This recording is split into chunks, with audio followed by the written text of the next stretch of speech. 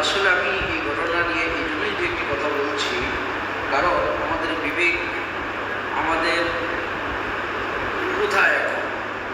কারণ যেই পাঁচটি মার্ডার হয়েছে, এই পাঁচটি মার্ডার যিনি করেছেন, এই যে ঘাতক, এ হচ্ছে ওই ফ্যামিলির প্রধান, বাবা নামে কলঙ্ক, যিনি তার ফুটফুটে 3টি কন্যা সন্তানকে গলা কেটে হত্যা করেছেন।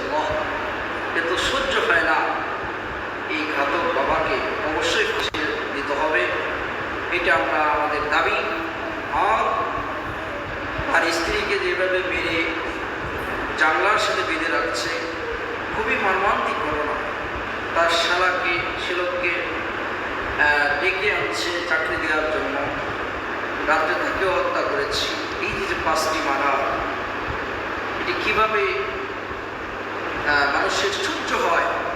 ভিডিওটা যে সময় দেখলাম, সেটা চোখের পানি ধরে রাখা যায় না, এমন একটা পরিস্থিতি হয়েছে। সম্মানিত বন্ধুগণ, আমাদের এই সরকারের কাছে একটাই দাবি যে যারা মার্ডার করবে, খুন করবে, এই খুনিদের সর্বোচ্চ শাস্তি ফাঁসি দিতে হবে, এবং যারা ধর্ষণ করবে এদেরকেও ফাঁসি দিতে হবে।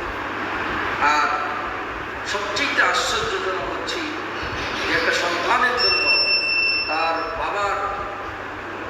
তার বাবার কোল সবচেয়ে নিরাপদ, আর সেই বাবা নাকি হয়েছে লক্ষ্যকে যোগাবক্ষ।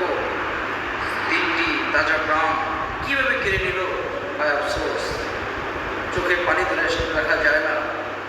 যাই হোক, যে পরিবারের 5 জন শহীদ হয়েছে, আল্লাহ পাক এদেরকে শহীদি তামান্না দান করেন। যেহেতু এটা মার্ডার হয়েছে, আল্লাহ পাক এদের পরিবারকে ধৈর্য ধারণ করার মতো তৌফিক দান করেন। আর অবশ্যই প্রশাসনের দৃষ্টি আকর্ষণ করবে, এই ঘাতককে কঠিনতম কঠিন শাস্তি, মৃত্যুদণ্ড দিতে হবে। ধন্যবাদ সবাইকে।